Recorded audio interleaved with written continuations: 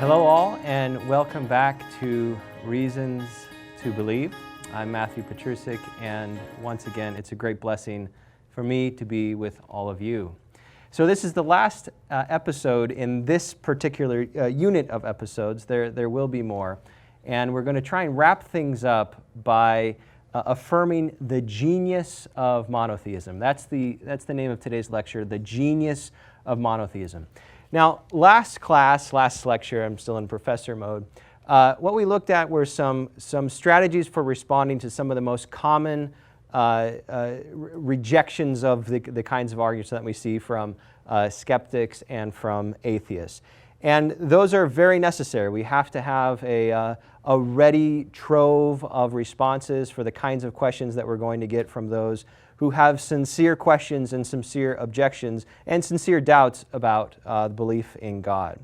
But that's also done from a somewhat defensive standpoint. And so what I want to do today is to move from the defensive, from the apologetic standpoint, out into the affirmation, to really celebrate the whole idea and reality of God. And I think that the word genius is appropriate for it. Now, why? Well, if we think and we go back to ancient history, right? Even what we call the prehistoric period, and where there's still human beings, but really there wasn't any sort of mass civilizations or cultures. Think of our ancestors. Go back thousands and thousands and thousands of years, right?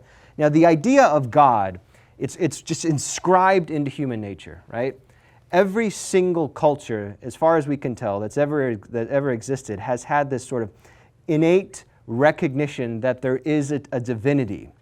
But for the most part, as far as we can tell, again, looking at the historical record, that was always understood or manifested through the belief in various divinities, right?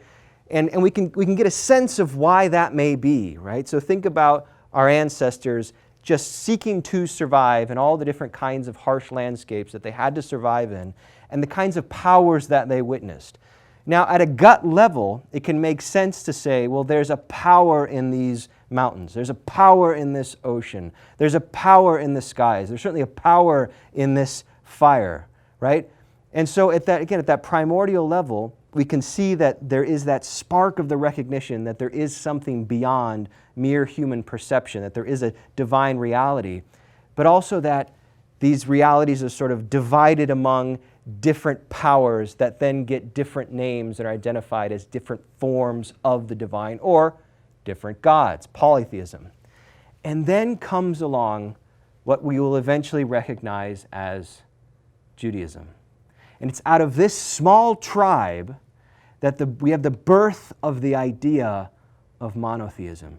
And the reason I want to start by sort of looking at the comparison from primordial history up until that moment when the recognition comes that God is one, because it is a massive moment in human history, perhaps the most important moment in human history, and there's a serious question about whether or not it could have happened without some kind of divine help, right? Without some kind of grace from the outside to come and to enlighten the human mind in this tiny tribe that no one had ever heard of, that yes, there is divinity, but actually there's just one divinity.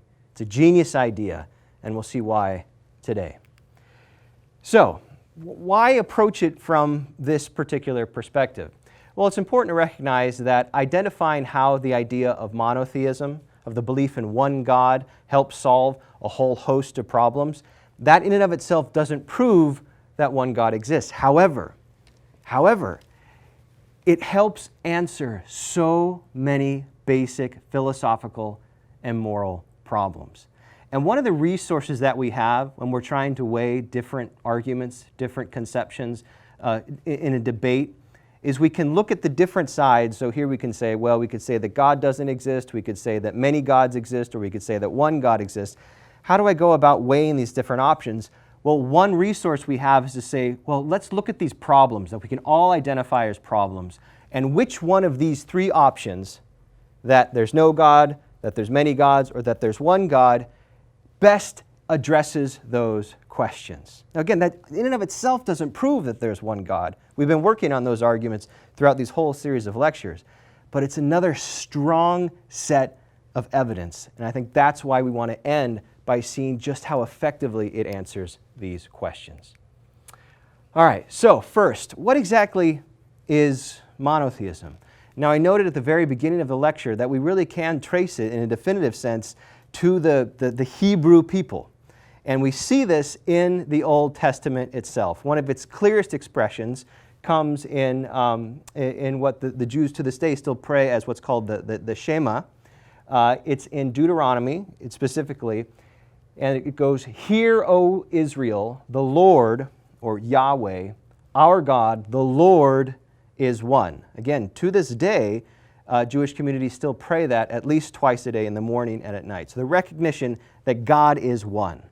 We also see a sort of a crystallized version of the identity of who God is as one in the book of Exodus.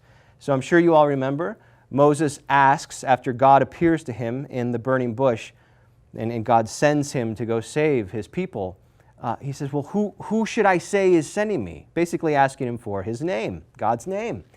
And Yahweh responds, I am that I am.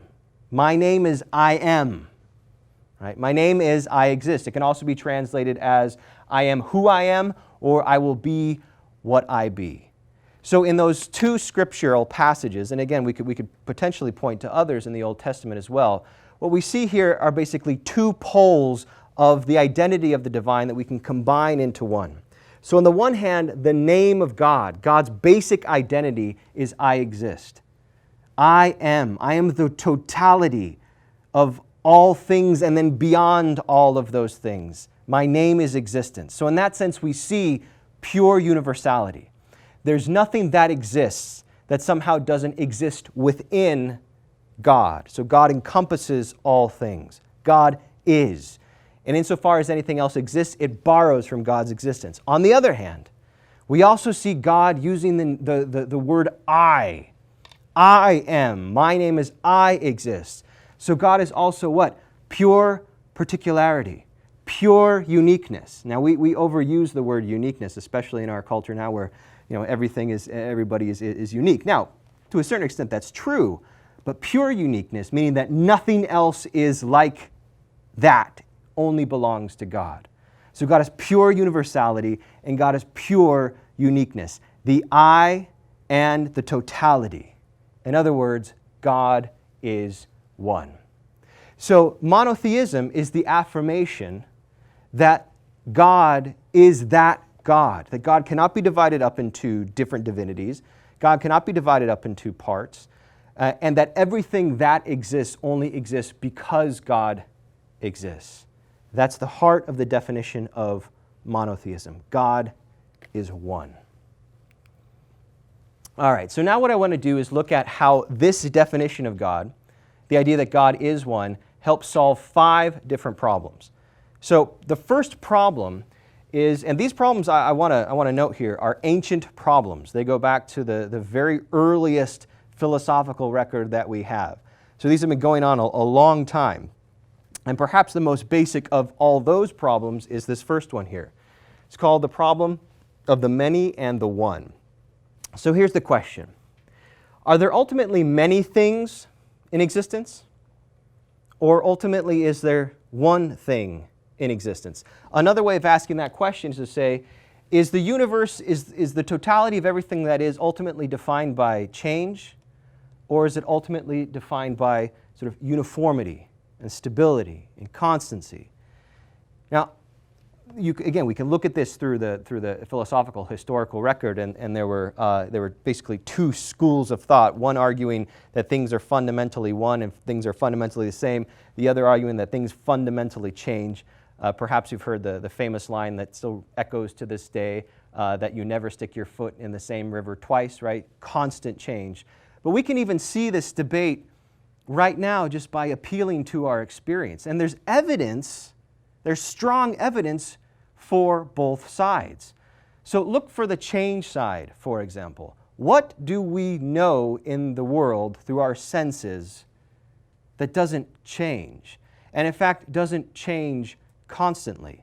Everything is in constant flux, right? if it's, we can think of the biggest possible scenario, right, where cosmologists tell us that the universe itself is growing, right? Think of the creation and the destruction of stars. Think of comets hurtling through space. Think of the movement of our Earth around the sun. Things are constantly moving. And then we can zoom in down to the smallest particular level and see that, well, even there, constant motion, constant change. We're never literally the same from one moment to a next. In very colloquial sense, we age, right? Our bodies are constantly changing.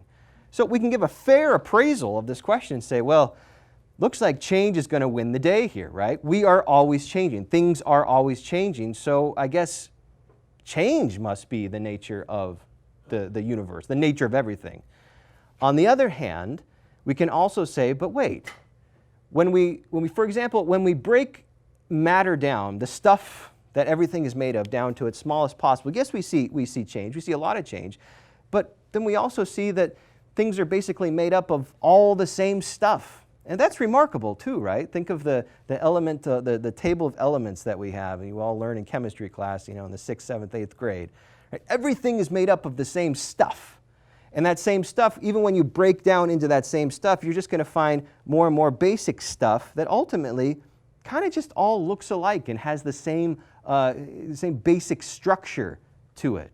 And even the change that we recognize, the change that we see, it doesn't appear to be arbitrary and random change. It appears to be change according to a certain kind of set patterns. So again, in the ancient schools of thought, the riposte or the response to the philosophers who argue everything is changed would say, no, there's fundamental things that don't change that cause the changes in existence. And here then there was debates about, we'll call that substance air, or we'll call that substance fire, or we'll call that substance water, that there's something out of which everything else is made. So strong evidence for both sides. How in the world can we possibly settle this debate? Because we have to settle it one way or another, right? It can't be the case that things are both fundamentally change and fundamentally not change in the same way at the same time. Right? One of them has to be more right than the other. We also have to recognize that there's massive political and moral implications depending upon which view we choose. Now, one of the things that I always hope emerges when we start studying these great ideas is that these abstract debates that we oftentimes think only belong to the eggheads in academy who are talking, to each other and past each other about things that ultimately have no importance whatsoever because they don't relate to anybody's lives, that's actually not true. Now, of course, eggheads can talk about lots of things that don't matter, but some of these questions matter immensely. Why? Because, for example, if I say the nature of the universe, it's all change, it's all flux, it's all particularity. There's no universals. Well, that's what I'm going to say is that's everything, which means that if that's everything, that's also going to include human beings. We're a part of everything. And then anything that human beings create, including our moral systems and our political systems, will have to map on to that reality of constant change and constant flux. So what do we get? Well, we'd have to have a system that's actually not a system, right? We'd have no stability, no permanence, no order, no unity, right? All of us would be living as sort of like these atomized individuals, just sort of trying to get what we want and not get killed in the process. And some political theories, actually, Thomas Hobbes, if you've ever heard that name, are basically making that argument. There are no universals. On the other hand, if we say, no, there is a pure order and stability to all existence, and ultimately there's no change and no dynamism, you know what we have the ingredients for is a kind of totalitarianism, a kind of view in which individuality doesn't really exist, diversity doesn't really exist, particularity doesn't really exist, progress doesn't really exist. And if you want a perfect, or that's too strong, if you want a good example of what this kind of what kind of ideology this view of reality can create, look to, for example, a place like North Korea now, right? Look to the totalitarian regimes of recent history, and what do they always seek to do? Destroy individuality, destroy diversity, make everybody, even to the point of dressing, the same, right? Well, that's not accidental. It's because they have these ideas sort of in the horizon of their understanding of reality, and they're just implementing them in their own political and moral projects. So it matters, right? We have to get this right. So this is a big problem. We have chaos on one hand and totalitarian unity on the other. How can we split the difference? Do you want to fall in love with God? I'm sure we all want to. The book of Psalms contains the directions. Thousands of years ago, people like you and me talked to God out of the depths of their hearts, revealing an intimate love. Psalms are the expression of the faith in God by people around 3,000 years ago. God was not a mere abstract creator, but was present, involved, and a real person of power and emotions. Now, when we read or listen to the Psalms, we can know the intensity of this love. Entering into the influence of the Psalms, we can find a path to know and love God. To know more about the Psalms, you should get a copy of Father Mike Manning's booklet, The Psalms. It will help you to understand the 150 Psalms better as he has categorized them. He uses the technique of acts: adoration, contrition, thanksgiving, and supplication. Get your copy today and know the categories. Learn to pray with the Psalms. Call the number on the screen or email us. You can also get it through our website. Get your copy today. Monotheism splits the difference. It figures it out. It takes both sides and puts them together in a way that's coherent. How? Well, if God is one, if God is, and God is one, therefore everything ultimately shares in that oneness, right? All reality itself is within the oneness of the one God. What does that establish? Well, it establishes stability, uniformity, permanence, and order. Nothing is arbitrary. There really is no chaos in the grand sense. It's all wrapped up in the unity of the one God. On the other hand, this God also can create. So God is God, but God also can, and within the biblical tradition, does create. And what creation does is it creates the possibility for two things. One is potential, and the other is difference. Now think about the concept of potential or potentiality. In God in himself, there's no potential, right? It's not that God is becoming. Think of the verb to become. It doesn't properly apply to God because God is. Yahweh does not identify his name as I become who I will become, as if I'm in a process of getting to who I am and someday I'll be there. No, that would put God in space and time. I am that I am. But in creation, things can become. They can potentially be something and then grow to the actuality of their full existence. Well, that sets the ground for what?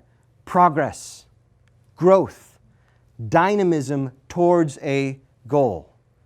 Also within creation, God can and does create difference, genuine diversity, not absolute diversity, but real diversity, particularity. And we see this, of course, in the book of Genesis, right? When God creates so many different kinds of beings. And so part of what we extract from that is out of God's act of creation, we can talk about what? Individuality. And this will be especially important for human beings as well, who we're going to understand have an individual soul. It's not like we share one mass soul, right? We all have the same soul in terms of its identity and structure, but it's individualized to us. So, in this act of creation, we now have the grounds for both order, stability, and permanence, and what? Growth, progress, diversity, and dynamism. And one of the most brilliant ways we can see how these two things are combined is in the thought of St. Thomas Aquinas, which I've already touched on in different ways throughout these lectures, because he's such an amazing resource. But basically, the idea is that all things in existence are constantly changing. Thomas Aquinas would say, yes, they are. Everything changes. But you know what? It changes according to patterns that don't change themselves. So as we become who we are intended to be, and this applies to everything in existence, all animal life, the smallest single cell life, even things that aren't alive per se, like the development of mountains or the formations of rivers and seas, is all moving, but moving according to certain fixed patterns. And God is both the pattern maker and the sort of the repository of all of the patterns in themselves. So in this great movement from potentiality, from things potentially existing to actually existing, you see constant change, individual change. You see the grandeur of the diversity of creation, including us, and you see it all headed back towards one goal. It fits, it works. You get both at the same time. And because you get both at the same time, you're going to get permanence and change, constancy and dynamism. And what's this going to do for systems of morality and system of politics? It's going to set them up in the right way. So if it's true that there are things that are fixed, well, we can then identify fixed laws. Like we can say there's natural laws. There's things that are true, they don't change, moral laws. And we can recognize that the application of those laws to particular individuals, it's not that the law changes, but the application can be made proper to individuals, individual communities in their proper circumstances. And we can recognize that we can grow as a species. How? We can come to understand better what already is. So one of the most common examples of this, of course, is that human beings, lots of human beings used to believe that the institution of slavery was sort of just the way things are, right? That slavery was never, even from a Christian perspective, slavery wasn't considered a good, but it wasn't considered evil in and of itself. But as the idea unfolds of the truth of the gospel and the truth of God, the nature of God and God in relation, the recognition and the dawning of awareness of something that's always been true can then dawn in our minds and hearts as well, and we can improve morally. Now, that doesn't mean we can come up with any change and say all changes are good, right? The model here, and this is I'm borrowing this from John Henry Newman, who will soon be St. John Henry Newman, is that things change according to the interior structure that they have. So, for example, think of a human embryo, right? It grows, it becomes more itself at each stage of development. And then you can look at it at sort of the development, not only the physical sense, but the development of thought and awareness and rationality and the capacity to understand. It's flowering, right? The human being is flowering. So we can grow, we do grow, but a human being never becomes a pig, right? So we can't say that the growth of a particular idea can all of a sudden switch over and then contradict that same idea.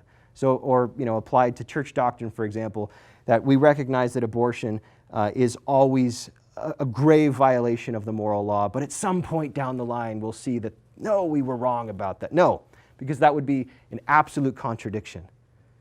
But we can grow in ways that don't contradict. This is a brilliant idea. It fixes so many problems, and it threads the needle just right so we can talk about ourselves as individuals and recognize that which binds us. It's a big, big deal.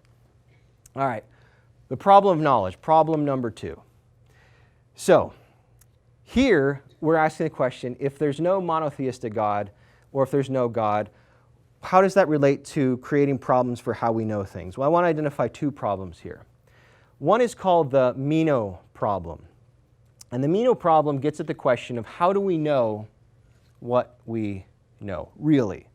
Now, I've touched on this before, but we want to dig in a little bit deeper just for a moment.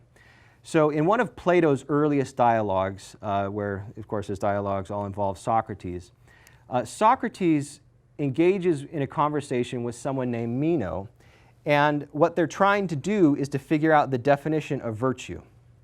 Or we could just say the definition of true goodness. Like, how could we define goodness in such a way so we could finally say, oh yes, that's it. We can settle it, we'll put it to rest. That's a good definition. We know what it is now. Well, in their back and forth, they come to realize that there's actually a great problem with even the activity of trying to define things. And this is known as the Meno paradox. What is it? Well, if I don't know what it is I'm looking for, so let's say I'm looking for the definition of virtue, or I'm looking for the definition of truth. Okay. I don't know what it is, I'm going to go out looking for it. Well, if I don't know what it is, how in the world am I going to know when I found it? Right? I mean, it's a serious problem, right? I'm looking for something, well, and then you ask me, well, what are you looking for? The truth. Well, you don't know it, right? No, of course not. That's why I'm looking for it. Well, then how are you going to know when you find it? I don't know. I actually don't know. How in the world am I going to identify that which I'm looking for if I don't already know it? Then you see the flip side of it, right? If you do already know what it is you're looking for, well, why in the world are you spending so much time looking for it? Like, just stop talking and just say, this is it. So this leads us into a serious, what's called, the fancy word is epistemological problem, meaning a problem about how we understand and are capable of apprehending things. Either we don't know anything at all, in which case we'll never find it, or somehow we already do know absolutely everything, in which case what are we doing here tonight, right? Well, what's the point of learning? What's the point of experiment? What's the point of doing anything at all? It's a serious problem. It's not clear how we work that out. The second problem is what's called the problem of subjectivity. And the question there is, can we share knowledge given that we all have different experiences? This too is a very serious problem if you just meditate on it for a moment.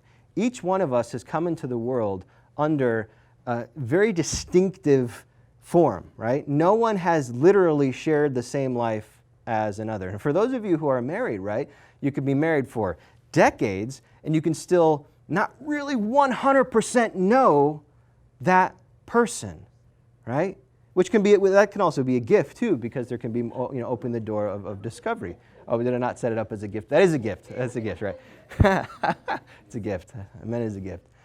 Right? So we're all these particular entities with all these particular experiences, and then you can start dividing it across languages and across cultures, and the problem of translation from one person to another person from different language groups. And then you can start asking questions about how it's possible even to understand people in the past. Like I'm reading St. Thomas Aquinas. He's writing in Latin, but he's in a different culture. He's writing a different language. How in the world can I possibly access his experience and really know what he's talking about? In other words, the danger is that each one of us is just this like little bubble within which we live in our own world. This is called the philosophical problem of solipsism, and we can't actually break out of it to communicate with each other because there's no bridges among us, because we don't have the same experiences, the absolute same experiences. So we're isolated. And that also means we can't come to agreement on anything, not really. Another very serious problem.